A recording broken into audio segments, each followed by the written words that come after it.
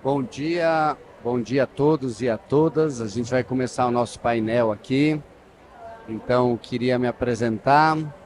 Meu nome é Keivan Macedo, eu sou diretor global de desenvolvimento de negócios da Way Carbon e tenho o prazer de receber aqui três convidados para o nosso painel. O nosso painel, vocês estão vendo aqui, que fala transformando dados e sustentabilidade em inteligência de negócios. Eu vou falar uma parte em português, depois vou ter que falar em inglês para traduzir. So, welcome Laia. Laia Romero is the CEO of Lobelia Earth. Tem aqui comigo também Maria Fernanda Caramuru, que é diretora de compliance e riscos da Itaúsa. E também tenho o meu querido amigo Paulo Pianese, que é o diretor global de sustentabilidade e corporate affairs da MBRF. Aqui a gente sempre tem que lembrar os nomes que as companhias vão fazendo fusões e a gente tem que lembrar. Então vamos lá, dando o contexto do nosso painel. O painel vai falar um pouco, né, de todos os avanços que a gente vem tendo nas regulações internacionais, onde a gente vê os estándares trazendo a necessidade que as empresas façam o reporte dos seus dados de uma maneira mais significativa. A gente pode até dizer que a gente está entrando numa nova era de relatórios e de disclosure, de informações, tanto do ponto de vista de dados ambientais, como também do ponto de vista de dados sociais.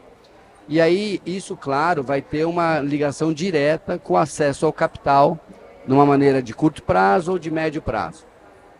A gente tem que lembrar, né, que recentemente a gente teve a regulamentação do IFRS, tanto da onda do S1, que é relacionado à parte de disclosures ligados à parte de sustentabilidade, riscos e oportunidades, como também do S2, mais ligado especificamente a mudanças climáticas.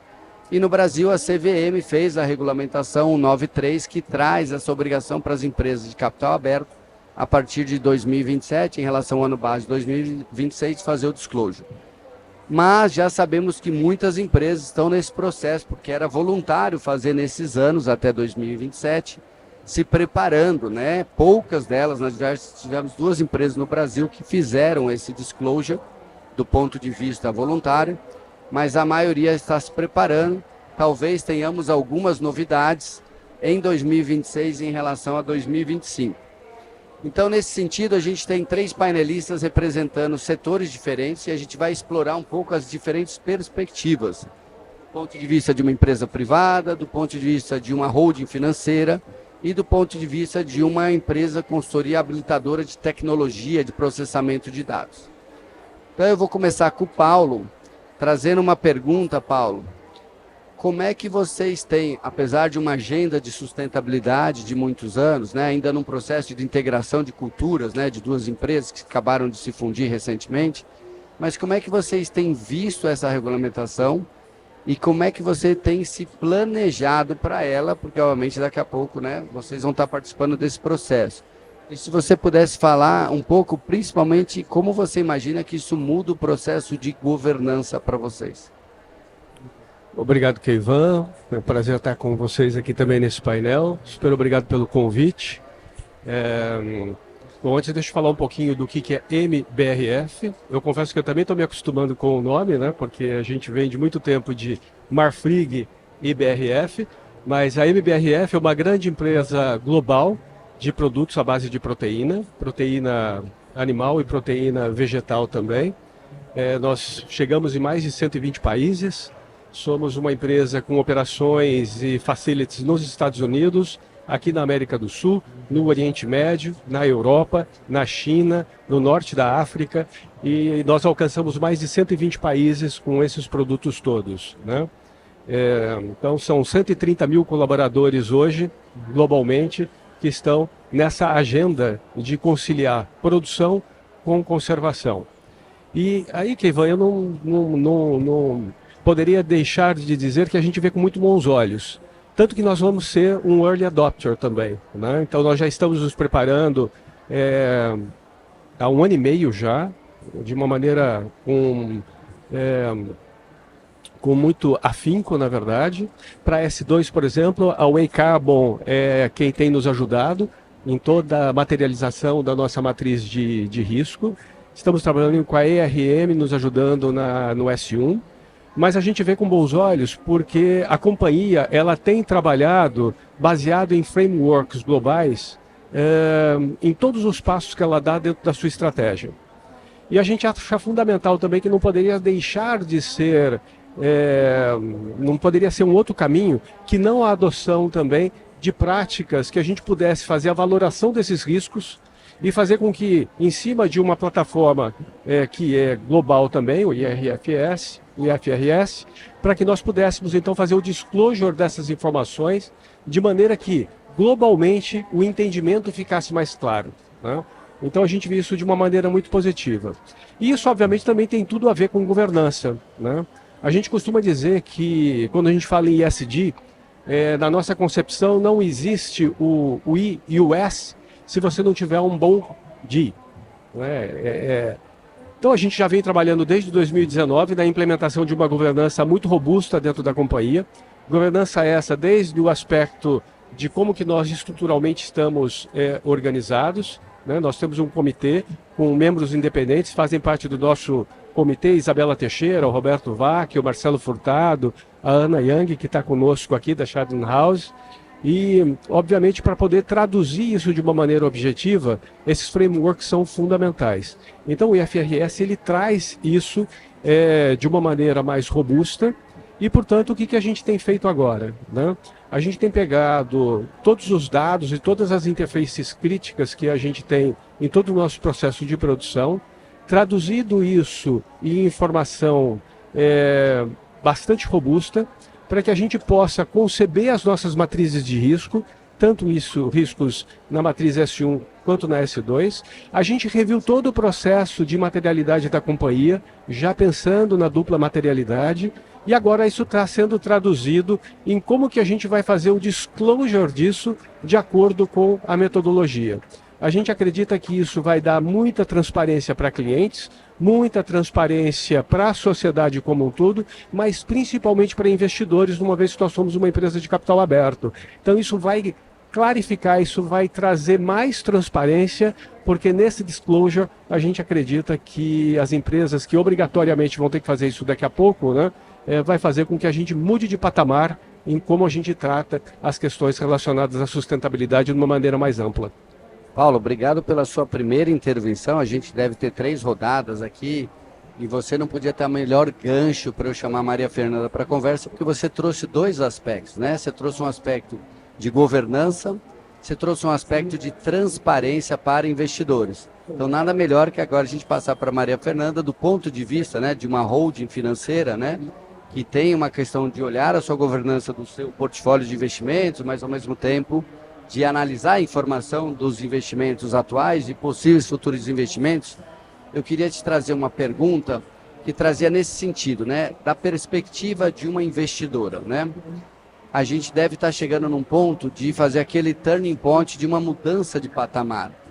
E aí eu queria entender como esse tipo de regulamentação de IFRS ou da CVM, né, pode estar remodelando a maneira que a gente faz análise de riscos.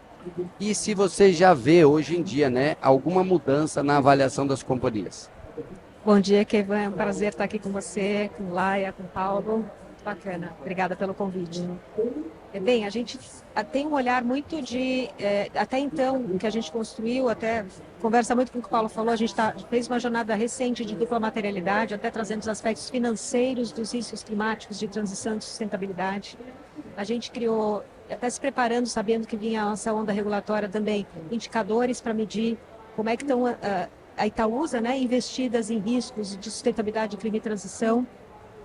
E a gente tem um portfólio bem variado. Para quem não conhece, a Itaúsa tem um grande asset, que é o Itaú Unibanco, né, mas a gente tem 6 outros assets que passam por infraestrutura, material de construção civil, tem uma Dex com florestas, com uma variada gama de produtos usados na construção civil. A gente tem saneamento, a gente tem mobilidade urbana, aeroportos na Motiva, a IGEA, a Copa Energia. Então, assim, é muito variado, são setores muito diferentes de atuação. Então, assim, a gente já vinha tendo a experiência de tentar standardize as informações para a gente ter comparabilidade, né? Para você gerir bem o portfólio em termos de risco, você precisa ter minimamente comparabilidade entre as informações que você recebe e, principalmente, comparar os peers dos setores aos quais pertencem as nossas investidas. Então, assim, trazer uma camada agora padronizada disso é como falou o Paulo, um turning point, é um whole different ball game em termos de gestão de riscos, né? Porque você realmente consegue ter informações que são comparáveis e mesmo até a gente está numa jornada aqui com um consultor externo, que até que está aqui na plateia, de 1 ano e meio já, para a gente poder, mesmo dentro do framing que a gente tem em FRS S1 e S2, tem diferentes interpretações. Então, assim, é uma camada adicional muito importante para a gente poder levar a informação, nivelar a informação, ter comparabilidade, medir maturidade e o mais importante, que é muito caro na governança da Itaúsa perante as suas investidas, não obstante qualquer participação que a gente tenha, quer seja minoritária, co-controle ou controle, a gente sempre negocia na entrada desses investimentos a governança, ou seja, eu tenho representantes no Conselho de Administração, no Board of Directors, tenho comitês que, munidos de informação de uma gestão ativa de portfólio que a gente está cada vez evoluindo bastante na Itaúsa, eles levam agendas e influências para essas investidas, até para, sabendo níveis de maturidades heterogêneos no portfólio, puxar isso para cima. Então, assim, essa camada regulatória é muito importante para a gente evoluir nesse processo. E também pensar em novas alocações de capital, né? A hora que você está olhando para um novo segmento, como é que você compara esse player do segmento de qualquer que seja o setor novo ou não, com os seus pares, né, para saber o nível de risco e precificar esse risco na hora de precificar o asset, né? Então, acho que é um momento muito importante para a gente. Muito bom. Acho que a gente fez um gancho aqui de um contexto para ir numa sequência, né? De como é que uma empresa já vai ser um early adopter, já está se preparando, mas que tem mudanças na governança, na transparência das informações. Como a gente vê uma investidora, né, olhando para esses dados e sabendo que a regulação ajuda a fazer a comparabilidade, né, desses padrões, e aí é mais fácil comparar, mas também olhar um pouco da segurança do investimento, né?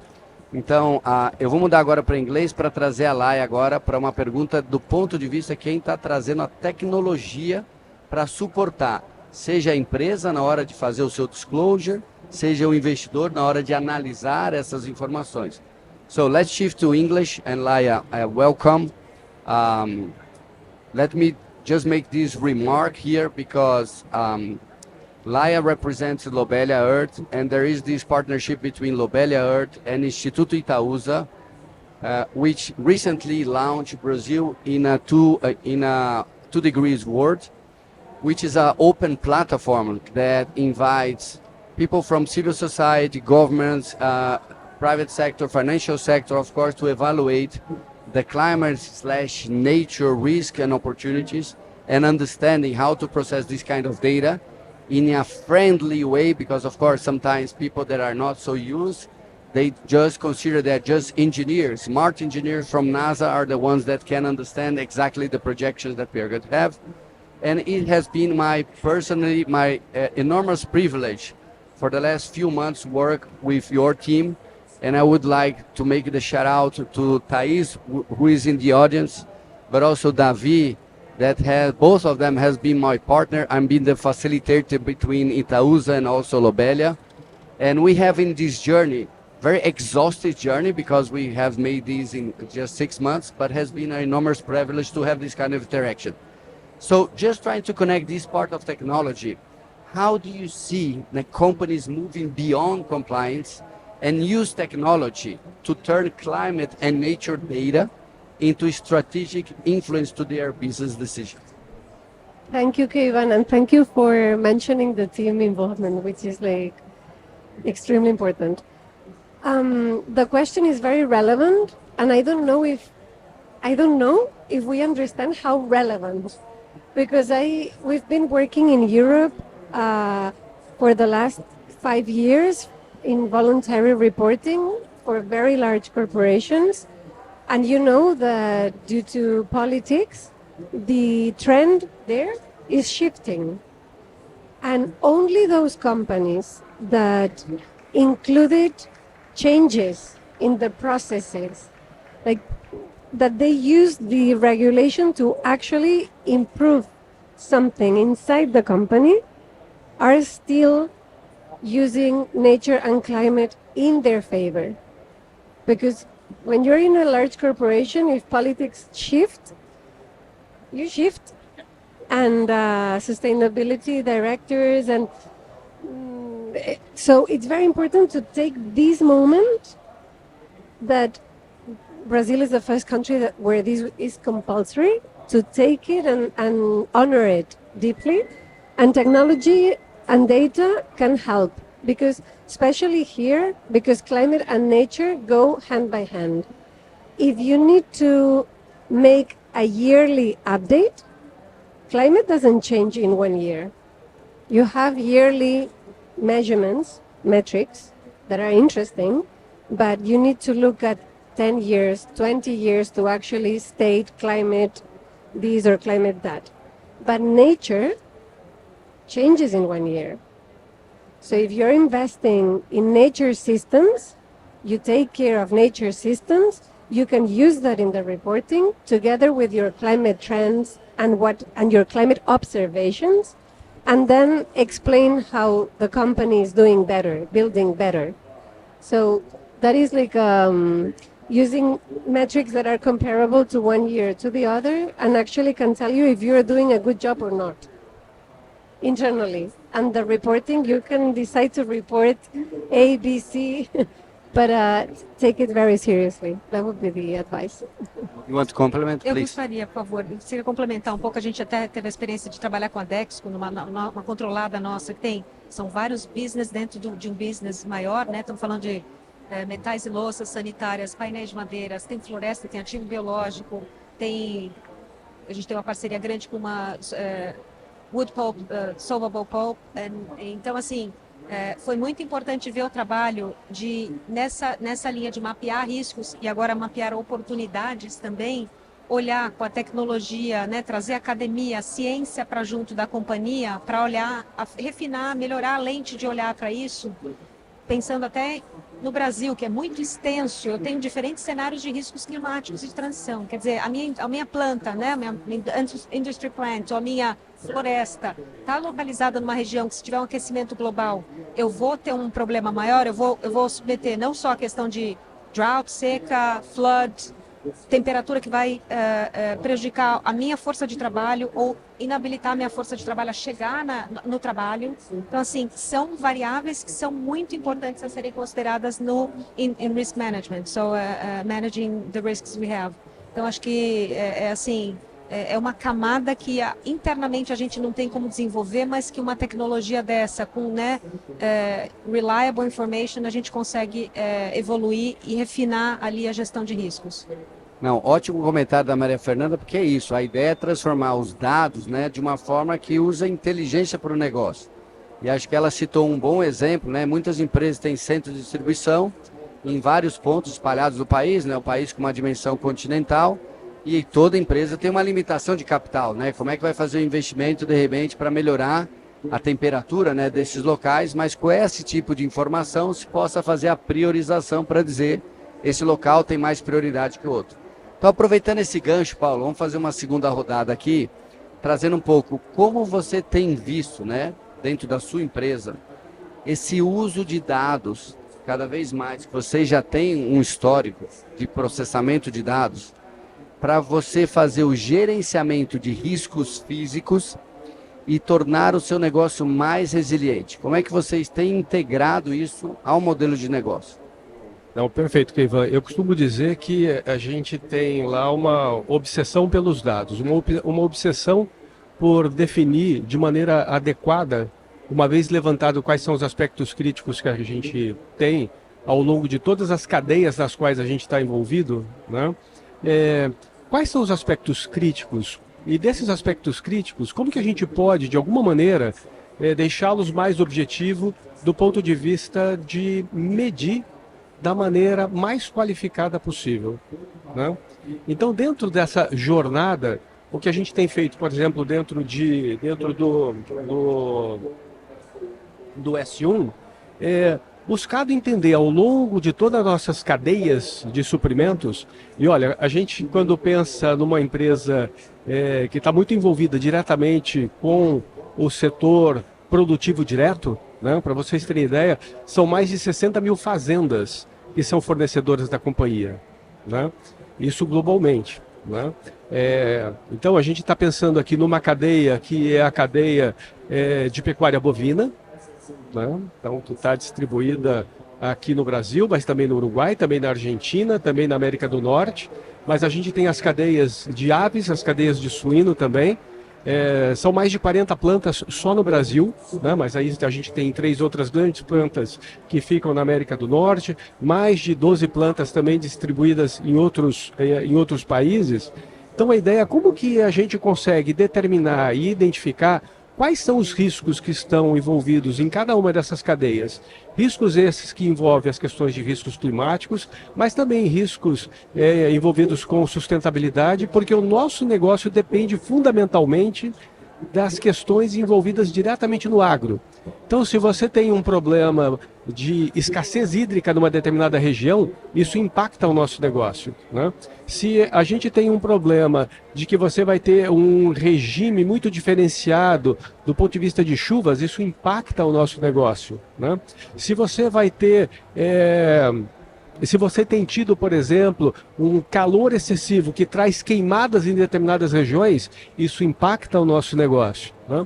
Então, o nosso esforço tem sido identificar por regiões, porque cada região tem um risco diferenciado. Mesmo que você identifique o risco só, você tem que identificar dentro desse risco, né? Por exemplo, se é risco hídrico, qual que é o risco hídrico que eu tenho no sul do país, o risco hídrico em diferentes regiões dentro do próprio Uruguai, que é um país pequeno, quais são os riscos hídricos que a gente tem ao longo da diversidade do que é o Brasil como um todo, os riscos hídricos que a gente tem nas nossas operações nos Estados Unidos, no Oriente Médio, e traduzir esses riscos em indicadores que consigam trazer a exata medida de como que esse risco hídrico ele se traduz em cada uma dessas localidades, né?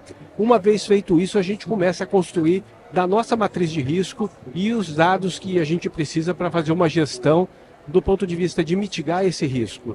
E também, mais do que mitigar, como que a gente precisa traçar estratégias de adaptação, uma vez que muitas vezes esses riscos são inevitáveis, né? E o dado da tecnologia, ele passa a ser fundamental para isso. O dado das plataformas oficiais, como o Laia trouxe aqui, passa a ser fundamental também para isso, né? Então, para uma empresa como a nossa, eu diria que se a gente não tiver uma boa identificação de onde estão esses riscos, tanto em S1 quanto em S2, e se a gente não conseguir fazer com que haja um dashboard onde a gente consiga fazer a tradução desses riscos em indicadores de controle e de acompanhamento bastante robustos, certamente a gente vai ter problema. Certamente a gente não vai conseguir depois fazer um disclosure adequado para todos os stakeholders, principalmente para os investidores, para que a gente possa traduzir isso de uma maneira objetiva.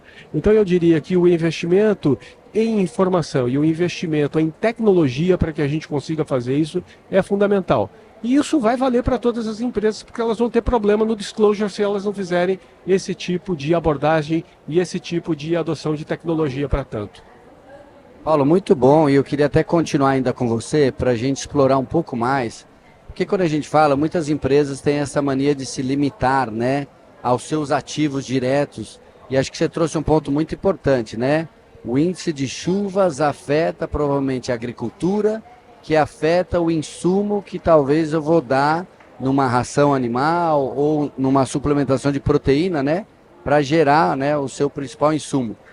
E acho que também, como é que a gente pega o outro lado, né? Como é que tem novos arranjos, né? Aproveitando a silvicultura, né? A integração com a floresta para tornar o negócio mais resiliente e menos impactante. Se você puder explorar um pouco mais, porque acho que as empresas precisam entender que agora elas têm que olhar a cadeia como um todo, porque é um processo integrado, né? O processo do risco do seu fornecedor é um risco direto para o seu negócio também.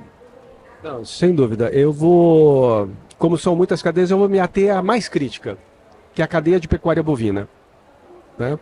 Para vocês terem ideia, só aqui no Brasil, o conjunto de fazendas que são fornecedoras aqui no Brasil O conjunto delas soma uma área de mais ou menos de entre 18 milhões a 20 milhões de hectares. Isso é quase o tamanho do estado de São Paulo, né? Então, é bastante expressivo.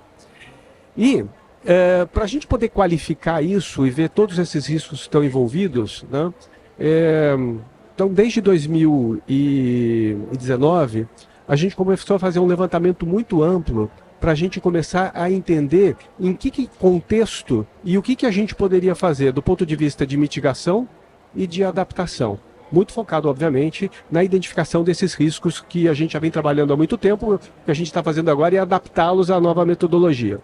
Bom, a primeira coisa que a gente fez foi traçar metas climáticas para que pudesse dar o rumo da companhia. Então nós fomos a primeira empresa global no setor a ter as suas metas setadas e aprovadas pelo Science Based Targets Initiative. Primeira globalmente, né? Então foi uma longa jornada, porque isso era muito novo. No setor nós não tínhamos nenhum exemplo disso. Então, ao longo de muito tempo, a gente traçou quais eram as nossas metas em escopos 1, 2 e 3. Lembrando que nós estamos num segmento que 98% das emissões está no escopo 3, ou seja, está ao longo da cadeia de suprimentos, né? A gente está trabalhando agora para a incorporação de flag. A gente ressubmete as metas agora até abril do ano que vem, já incorporando flag também. Então esse foi um primeiro ponto que a gente fez. Disso, a gente pôde entender, né, trazendo aqui mais para o mundo emissões, o mundo clima, a gente começou a ver o que a gente precisava fazer do ponto de vista de adaptação e do ponto de vista de mitigação. Então, ao longo desses últimos 5 anos, o que a gente fez? Primeiro, a gente começou a trabalhar muito fortemente em processos de mudança, de transição no sistema de produção lá na ponta. Hoje, cerca de 65% a 70% de quem fornece animais para a gente, a nossa matéria-prima, né, já trabalha com sistemas integrados, né? Lavoura, pecuária e floresta. O que isso faz? Isso faz com que a gente tenha um bom balanço de carbono e já tem proxies para que você faça a medição disso, né? Uma segunda ação que a gente fez foi trabalhar muito forte também na intensificação e na melhora do manejo da pastagem. Isso tem 2 benefícios. Primeiro, que isso tem uma capacidade de sequestro e de estoque de carbono no solo, que é muito importante. Já tem metodologia para medição disso também. E numa outra ponta, você diminui a pressão por abertura de novas áreas, porque você melhora a produtividade, você faz uma lotação maior de animais naquilo e você consegue, obviamente, você consegue fazer com que essa pressão, então, por abertura de novas áreas não aconteça. O terceiro ponto foi melhoria genética. Antes, nós abatíamos animais com uma idade média aí de 36 meses. Nós fechamos 2024 abatendo animais com 29 meses e com um rendimento de 17% a mais de carne por carcaça. Isso diminui o tempo também, você tem menos emissões, né? E por fim, a gente tem usado muita suplementação na ração animal na última fase. Então a gente diminui de 8% a 12% o nível de emissões provenientes da fermentação entérica do animal, né? Então isso aqui só dá um exemplo, porque isso tudo entra na equação desses indicadores que depois vão ser reportados, principalmente para a gente poder fazer a valoração em S2. Então que é só um exemplo para traduzir tudo isso que parece meio etéreo quando a gente fala de S1, de S2, de matriz de risco, né? Mas na prática, como isso se traduz lá na ponta. Não, muito bom você ter dado esse detalhe, porque tangibiliza, né, para quem tá nos ouvindo, exatamente qual é a dimensão que a gente precisa chegar. Então, quando a gente fala de governança, a governança não é só a estruturação e a orquestração com os departamentos, mas é o nível de granularidade. Aí eu vou mudar para a Maria Fernanda, porque quando a gente fala de dados, né, e representando uma investidora, eu acho que a importância da acuracidade, né, dos dados, que vão trazer credibilidade, né, é uma questão fundamental, porque, claro, o investidor quer não só o retorno, mas também tem um lado, não só do retorno financeiro, mas da reputação.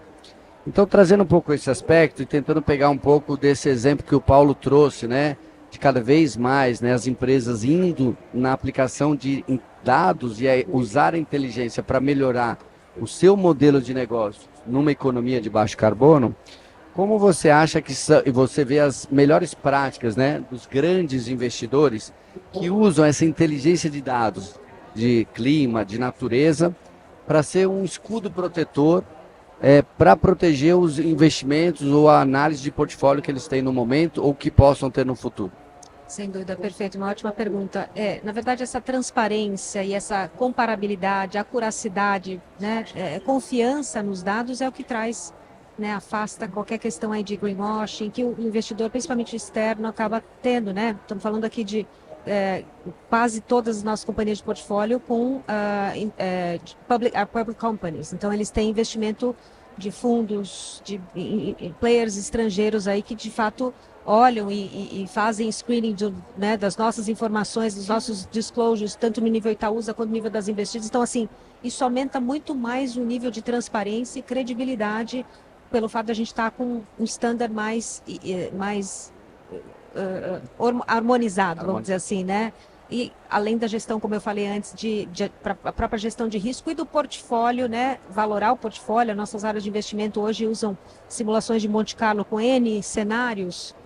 A hora que você usa, né, a análise de risco-retorno, se você tem acesso a essa informação muito mais granular, isso permite também um refinamento da precificação, do valuation do asset, e, portanto, tanto mapear riscos quanto oportunidades também. Acho que eu queria pegar um gancho aqui no que o Paulo falou. No nosso portfólio, além da questão de mapear riscos, que é muito importante, é mapear também oportunidades de negócio, né? O banco olhando para a carteira dele, além de que é o maior risco dele, né? O risco da carteira de crédito, os players de vários setores mais ou menos arriscados do ponto de vista climático, tem como refinar essa análise de crédito e também criar produtos, né, que incentivam uma economia de baixo carbono. Então, acho que para cada empresa do portfólio você tem uma oportunidade que aparece desse refinamento do uso de dados, as ciências, science-based data, acho que é fundamental, né? A gente tem analisado isso na carteira, Motiva tem feito uma análise, estamos falando aqui de rodovias, transporte urbano na Motiva, aeroportos, olhar do quilômetro a quilômetro, porque no fundo, esses riscos são financial risks, são riscos financeiros. Então, assim, se você tem um trecho da estrada que por inundação de chuva deixou de operar, você tem que bloquear, a tua receita foi travada ali, porque o pedágio, que é de onde vem a receita, não recebe a fonte de receita, que é a circulação de veículos e caminhões. Então, assim, eu acho que o turning point aqui é parar de olhar só com camada de sustentabilidade, de riscos, mas é a discussão lá na ponta financeira, é a discussão mais importante, mais quente, de falar, esse é um componente que, se eu ignorar, eu vou ficar sem visibilidade do retorno, porque eu não estou considerando variáveis que são extremamente importantes no cálculo de retorno do meu negócio, e viabilidade do negócio e perenidade do negócio, que é um investidor de longo prazo como a Itaúsa tem. Então, assim, não dá mais, no turning point, né? Não dá mais para ignorar esses aspectos quando você olha um portfólio tão complexo quanto o da Itaúsa hoje. Não, super bom, porque acho que você me deu 2 ganchos para a gente continuar um pouco mais a conversa. E aí eu queria, tanto acho que do ponto de vista, né? Quando a gente olha, e aí olhando para o Paulo, que também me dá um bom exemplo, né, de fusões e aquisições, acho que o histórico do passado normalmente se limitava um pouco, né? Se tem algum passivo financeiro, né, algum processo judicial, mas acho que hoje em dia as empresas começam a olhar essa inteligência de dados para olhar quais são os riscos físicos, quais são os riscos de transição, riscos físicos desses ativos, riscos de transição desse modelo de negócio, para de repente, na hora que está investindo, eu investir em alguma coisa que daqui 3 anos tem um alto risco. E aí eu queria que você me falasse um pouco, né, como é que você vê essa mudança. E talvez um detalhe que acho que até hoje, e acho que o IFRS, essa regulamentação da CVM, traz um papel que descentraliza esse disclosure de informações ambientais e sociais da área de sustentabilidade. Acho que o bastão sai da mão de sustentabilidade e vai para uma área financeira, que tem uma área de riscos como talvez o braço principal, e talvez, claro, um apoio da área de sustentabilidade. Então eu queria que você me contasse um pouco como dentro da Itaúsa você vê as demais áreas, né, fora a área do Marcelo, dando e se empoderando, né, dessas informações e incorporando isso no seu dia a dia de trabalho. Bacana, ótima pergunta, porque assim mudou bastante a dinâmica, né? Eu estou no grupo há algumas décadas, não vou entregar minha idade aqui, mas e a gente teve a área, a Natália está aqui da área de sustentabilidade e do Instituto Itaúsa, mas ela transita aí em todos os planetas dentro de sustentabilidade da Itaúsa. E a gente mudou muito a dinâmica de interação, né? Antes era uma coisa assim, vamos precificar o asset, minha origem é M&A, Mergers and Acquisitions, então a gente olhava um aspecto estritamente financeiro, né? Bom, cash flow, projeto, traz a valor presente, vê lá o que tem de, como você falou, liability materializada, os processos, mapeia, chama lá os advogados que fazem due diligência externa. Eu tenho inúmeras camadas que eu tenho que acrescentar aqui, senão eu tenho zero de visibilidade de muitos riscos e muito relevantes. Então, assim, é uma precificação que não acontece se eu não levar em consideração esses aspectos climáticos, de transição, quanto que eu vou precisar de adaptação, né? Eu posso ter um interesse num asset que aparentemente tem um retorno bacana, mas ele ainda está um pouco brown ali, eu preciso trazer ele para um meio do green ali. Quanto vai me custar isso? E outro, né? Como é que eu negocio esse contrato de aquisição prevendo algumas obrigações, alguns compromissos, porque se eu não negociar isso na pré-entrada, eu não vou fazer acontecer. Não é depois sentando num board de 10 conselheiros ou um comitê sozinho lá, um soldado sozinho, eu vou conseguir talvez fazer modificações substanciais para trazer esse asset para um nível adequado que eu entendo no nível da holding que seja adequado para um portfólio Itaúsa. Então, assim, é uma mudança muito em termos de interação interna. A gente está falando aqui de área de riscos, o pessoal de valuation, o pessoal de gestão de portfólio, que também é uma área recente nossa, que é uma derivação da área de negócio, quer dizer, uma vez que eu fechei, fiz o closing da aquisição, como é que eu vou olhar para esse asset? E aquele business case que eu tracei para fazer o valuation, ele se concretizou até do ponto de vista de risco climático, de sustentabilidade, e uma coisa que é muito cara para a Itaúsa, reputacional. Então, você tem toda uma questão de, como acho que Paulo falou e você, cadeia de valores. Eu não posso me circunscrever a olhar o risco dentro da companhia. Ela tem toda uma cadeia, uma operacional, ela tem toda uma cadeia de valores que, se eu não olhar, eu posso vir a responder por isso no meu asset e, portanto, no meu investimento. Então, assim, é muito mais amplo esse olhar hoje, muito mais multidimensional. E é uma experiência nos últimos anos tem sido bem diferente da interação das áreas. Você traz muito mais gente com muito mais óculos e lentes diferentes. É bem interessante, assim. Tem sido uma experiência bem evolutiva, vamos dizer assim, dentro da Itaúsa. Não, super bom e super animado aqui de a gente fazer mais um gancho, né, para a gente ir para a Laia. E acho que a Maria Fernanda trouxe esse olhar, né? Como é que a gente negocia essas condições na hora que está fazendo a contratação do deal, né? Porque depois é mais difícil. E eu lembro a Motiva falando, né? A gente ganha uma concessão de uma rodovia 20 anos. Mas se lá atrás a gente não levou em consideração possíveis riscos físicos, como é que eu vou absorver isso no modelo de negócio? Porque na hora de fazer o reajuste da tarifa de pedágio, ele tem uma limitação. Então como é que a gente tem um olhar mais amplo do que a gente tinha no passado. So let's shift to English again, Laia, and I hope that you have been following all the discussions and then your Portuguese has improved from the last time in order for you to make the following about all the conversation. But let me give you these introductions in order for you to jump in and try to share your perspectives. Because, of course, we have seen that a private sector and a corporation like the Paulo has evolved from the last few years, trying to embed this sustainability on environmental and social data into the business strategies, into the business management. So how are the frontiers of corporate climate modeling is evolving nowadays? But also, what kind of data do you believe will be most critical to cover the gaps between climate science and business decision-making, as Maria Fernanda was explaining? Thank you. There's very little that a corporation can control, actually, with regards to their revenue. They cannot control market prices. They cannot control, there's a lot of information that you need to know, but that you cannot control. You can only control internal management, and you can make a lot of decisions on internal management. There's a lot of information that is affecting a corporation that you cannot control, but that you need to be informed of. And this is not only your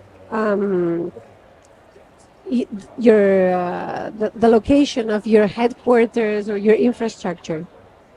If you have deforestation nearby and it rains, you will be in trouble.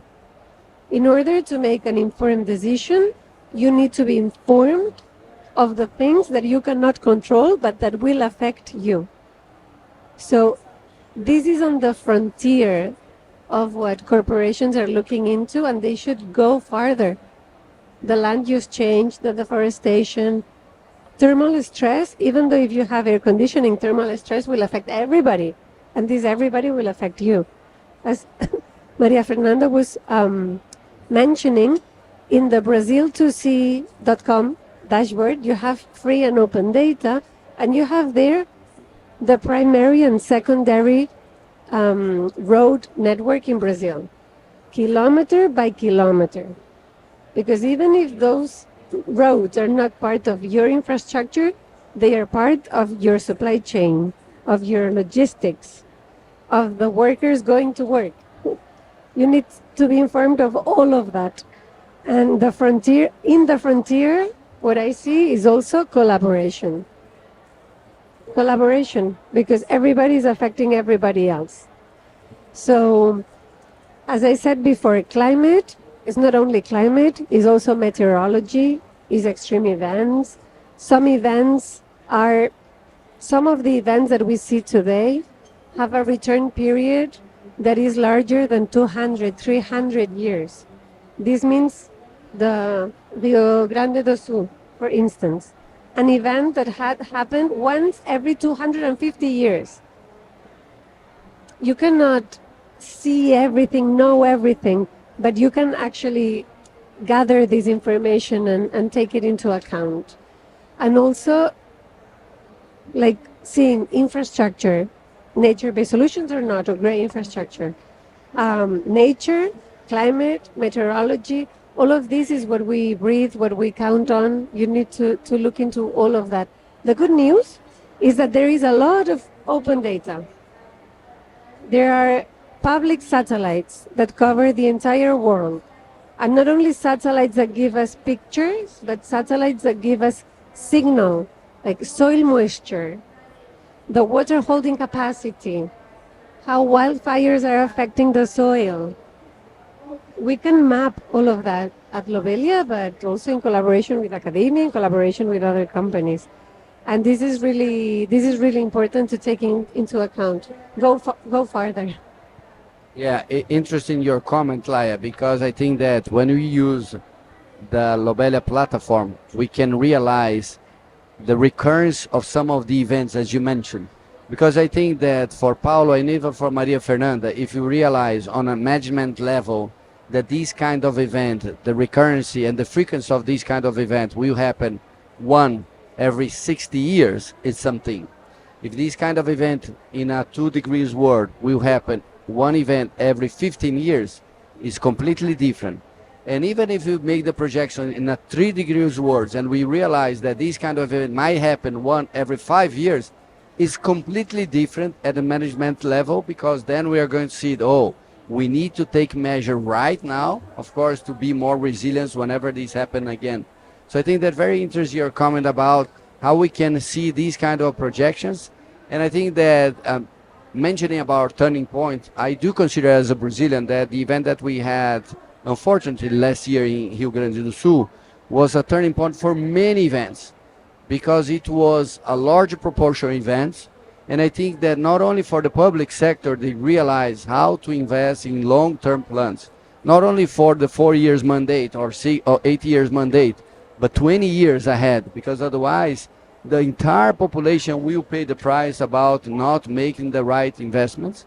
But also I think that for the private sector to realize, and especially in this country, that of course the large majority of consumer goods distributions is made by road. So if the roads are not available, how we are going to distribute consumer goods from one part to the other one? So it's very interesting to see this point and how of course we are using. So shifting again to Portuguese, vamos entrar agora na fase de uma rodada que a gente vai fazer um wrap-up e quem sabe abrir, depois ainda dá tempo para ir para perguntas. Então quem tiver perguntas já se preparem. E aí eu vou mudar a ordem agora. Em vez de começar com o Paulo, eu vou começar com a Maria Fernanda. E aí é uma pergunta comum para vocês três. Depois eu vou fazer a pergunta em inglês para a Laia. Então, seria, o que vocês têm visto de mais significativo, de um passo que a gente pode ir além para linkar a tecnologia, a governança climática, à estratégia de negócios? E aí eu vou emendar uma segunda pergunta. Como a colaboração através de coalizões, que a Laia falou de coalizões setoriais, pode acelerar o progresso dessa agenda? Dado que a gente está falando em COP, que a gente precisa fazer, obviamente, um esforço coletivo. Então, Maria Fernanda. Bacana. Muito boa essa pergunta, porque a gente está no momento agora em que a gente está trazendo uma camada para analisar tantos dados, né, que você acaba tendo tanto no portfólio quanto na Itaúsa. Você precisa ordenar esses dados, você precisa, né, trazer tecnologia para trabalhar esses dados e trazer uma inteligência da análise desses dados. Então, acho que AI comes in handy aí, vamos dizer assim, para ajudar nessa análise. E além de poder ter esse diálogo, tanto dentro do portfólio Itaúsa, conectando já com a coisa de conexão com outras empresas, assim, é muito importante. A hora que você tem os dados nivelados, vamos assim, com o mínimo de standard, você consegue fazer coalizões para até tanto para troca de know-how, tecnologias, experiências. Por exemplo, poxa, a gente tem, quando a gente trabalhou com o Lobel aqui na Dexco, a gente fez, né, a gente está com um track record aqui de vários workshops ao longo de 25 para a gente nivelar informação sobre as regras de FRS S1 e S2. Então a gente trouxe a Vale para falar do disclosure voluntário deles, traz especialistas, trouxe vocês da Lobélia para falar sobre Brasil 2 graus, né? Então, a gente conseguiu trazer cooperação mútua e troca de know-how. A gente tem, obviamente, níveis diferentes de maturidade na gestão de riscos, especialmente climáticos de transição. O Motiva já está na fase de quantificação desses riscos, o banco também já está bem avançado e a gente vai, na minha matriz de riscos Itaúsa, eu vou ter que trazer riscos das investidas mais relevantes. Então, assim, é fundamental esse diálogo para a gente trocar experiências, até porque é um aprendizado coletivo, conjunto e troca de experiências. E eu acho que isso também se expande para outras holdings, né? São poucas as holdings que têm um portfólio tão variado. Então, assim, ter essa troca, esse aprendizado comum, eu acho que a gente tem que fazer. A gente está aqui com várias parcerias. Aqui tem a Casing, que a gente está com o Bradesco, com o BNDES, com Natura, Vale, então o Nestlé, assim, trazendo casos aí de bem-sucedidos, de boas experiências que podem ser escaláveis também, né? Essas trocas de experiências que um tem e consegue dar escalabilidade dentro da própria empresa, isso usado em outros setores já é um caminho percorrido já de gestão que acelera, né, precisa acelerar essa jornada nossa de diminuir emissões, de fazer uma transição e adaptação e criar planos de resiliência melhores, ou criar planos de resiliência que de fato funcionem e que mitiguem esses riscos de impacto financeiro que a gente já entendeu que não dá para viver sem mapeá-los, né? Não, e acho que só pegando um gancho para passar para o Paulo, o que a Maria Fernanda falou, mesmo as empresas que têm os seus planos, como tem um processo de governança para fazer uma revisão contínua, né? Porque um plano, obviamente, precisa ser revisado, porque, obviamente, as premissas podem ter mudado. Paulo, qual seria a sua opinião? Vou pegar um gancho aqui com o que falou a Maria Fernanda, sobre uma perspectiva aqui para a gente tangibilizar um pouco, né, olhando aqui o nome do painel, como que essa inteligência também se transforma, na verdade, em oportunidades de mercado. Ou até mesmo, né, tudo isso que a gente vem falando aqui, né, acaba sendo fundamental, não só para a oportunidade, mas é mandatório para você entrar em determinados mercados, né? Bom, a companhia, primeiro que nós operamos, aliás, somos a única dentro do setor que opera sob compromisso de desmatamento e conversão zero, independentemente da legislação. São mais de 1.100 empresas dentro do nosso segmento, é a única, né? Dito isso, também a gente tem que assegurar, de tudo isso que a gente falou, de S1, de S2, dos identificadores e indicadores dos riscos que também nós identificamos e tudo mais, mas o que, em essência, a gente tem que assegurar é o seguinte: olha, eu tenho que assegurar que todos os produtos que eu tenho, Eles não vêm de uma área de desmatamento, eles não vêm de uma terra indígena, de uma unidade de conservação, de uma terra quilombola, que não tem trabalho escravo, que não tem trabalho infantil. Eu tenho que dar conta de demonstrar e fazer o disclosure adequado de quanto que a gente tem reduzido emissões, escopos 1, 2 e 3, de acordo, obviamente, com o compromisso que a gente tem traçado com o SBTi. E mais do que isso, a gente tem que estar em compliance com as novas exigências globais que têm surgido. A UDR, na União Europeia, tem as exigências hoje que têm sido colocadas por clientes específicos, né? Então nós somos grandes fornecedores em algumas regiões únicos de McDonald's. Ele tem uma política de compra que é única dele e nós temos que estar compliance com ela, né? Hoje os nossos investidores, muitos deles, né, trazendo aqui para o mundo de uma holding de investimento como é o caso da Itaúsa, né? Eu tenho que falar, nós temos que falar com esses investidores dia sim e o outro também, em cima desses pontos também. Então, eu diria que quando a gente faz toda essa inteligência de dados, de informação, que se traduz numa governança adequada, para que você consiga assegurar, e que você coloca tecnologia, para que você consiga comprovar aquilo que você também adotou como compromisso e que se traduz, obviamente, está acoplado aos riscos que foram identificados, eles passam a ser fundamentais, eu diria, mandatórios para o seu próprio sucesso naquele negócio. Do ponto de vista de cliente, do ponto de vista de reputação junto à sociedade civil, junto à sociedade como um todo, né? E principalmente para aqueles que investem na nossa companhia, né? Então isso é só um pouco do panorama para aterrissar e tangibilizar o quão importante essa inteligência de dados é importante para você obter inteligência de negócio. Não, super bom, Paulo, e até para a gente reforçar, porque a inteligência de dados, claro que serve para mitigar e, obviamente, prevenir e remediar e tornar o negócio mais resiliente em relação a riscos, mas uma agenda de riscos sempre ela é associada a uma agenda de possíveis oportunidades. Então a gente também nunca pode olhar só o meio copo vazio, né? Também tem às vezes o meio copo cheio. Então, let me shift to English. Laia, I'm going to do the question again in order for you to give your wrap up. What do you see as the most significant step forward in linking technology, climate governance and business strategy? And a second one in the sequence, how collaboration through sectorial coalitions help to accelerate this kind of progress?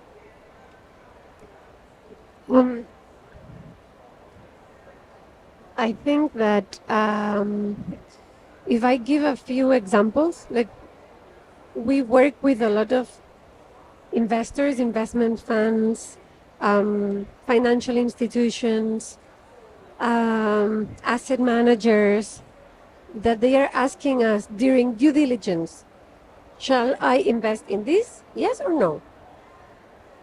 Is drought going to be too much to plant this species? Shall I invest on another species that is more suited? This is the work that we do every day. We work for insurance companies for which we are processing 17 million assets worldwide, 17 million locations. These insurance companies will design insurance instruments that are adapted to the risks in those areas. And this will affect also citizens and companies and everybody. Insurance is... So the way that technology is affecting the business strategy is very, very, very clear. You need to be ready and you need to know what you have in your hands. And because also the bank will know, the insurance company will know, the other company, your competition will know. So I think that it's important to remember that collaboration is not only between companies of high level, but also between consultants and data providers, between governments and communities, between collaboration is like 360. And nobody can do everything. We store and process the data for the climate models that are used by thousands of climate scientists every day. We do this at Lobelia. It's one of our largest projects. A company cannot do that from scratch and pretend they will have the capacity to do everything. Or I cannot pretend to have the capacity to measure the financial impact to the level that you will need. I can give you information that will be needed by your financial models, but we need to collaborate on the interfaces of the impact.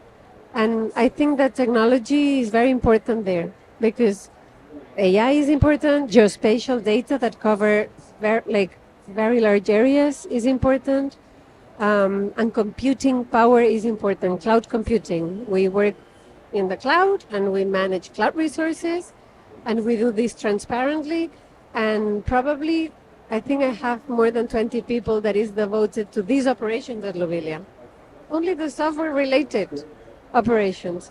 So, yeah, it's important to use the benefits from one another. And something that is very good, and I know it's the final remarks, but what we liked a lot about Itaúsa and collaborating with Itaúsa, and I want to quote Elvis Presley that I keep remembering this sentence, is a little less conversation and a little more action. This is what Itaúsa is standing on, and it's been a pleasure, and it's very, very important to remember this. It's been a pleasure to help you, to have your help with us. Thank you. Muito bom, e eu vou pegar essa frase, a Laia soltou essa expressão, né? Colaboração 360 graus, né? Como é que a gente pode ter? Porque o Paulo falou, se 98% das emissões dele está na cadeia de fornecedores, sem ter a colaboração de fornecedores, né? E outras organizações, né? Como é que a gente pode padronizar, avançar essa agenda? Então, espero que todo mundo tenha gostado. A gente trouxe essa perspectiva de uma empresa, como é que uma investidora olha para o seu ativo, né, de investimentos, mas como é que uma habilitadora de tecnologia pode fornecer dados de forma que isso fique mais tangível. Quem quiser saber mais sobre a plataforma Brasil em um Mundo 2 Graus, tem eu aqui, tem a Thaís ali, tem a Natália e tem a plataforma, perdão, a plataforma, né? E tem o site, a gente vai dar o QR Code depois, que a gente não conseguiu projetar aqui. Queria agradecer a Itaúsa, né? E queria agradecer cada um dos nossos painelistas aqui por estar presente. Um agradecimento especial ao Paulo pelo esforço de estar aqui. Então, obrigado a todo mundo. Uma salva de palmas para os nossos painelistas.